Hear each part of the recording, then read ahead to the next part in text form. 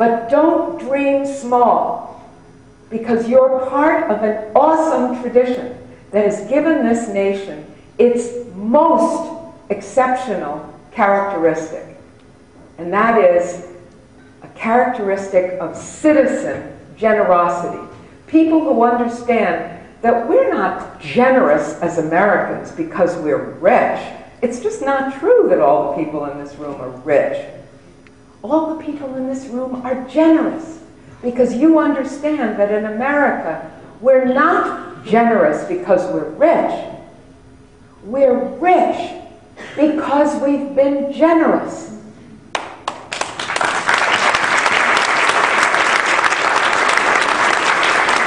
But I would beg you to hold that thought in your minds. And then generosity with your time.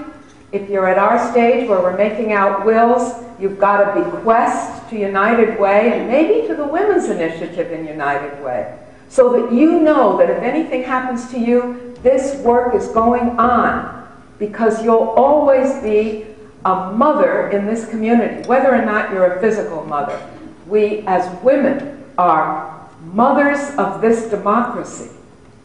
We are responsible to make the words in the Declaration actual experience for every other person in the country. Social justice doesn't just happen, it is the work of each of us.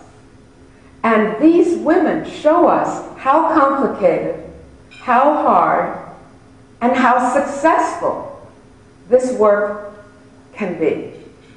So it kind of doesn't leave us any room to sit back.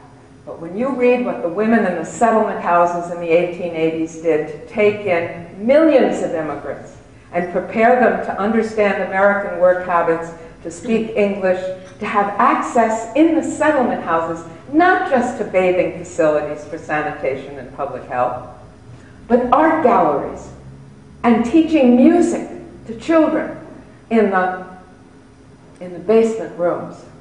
These were women who understood that they were always part of raising other people's children, just as the Women's Initiative is.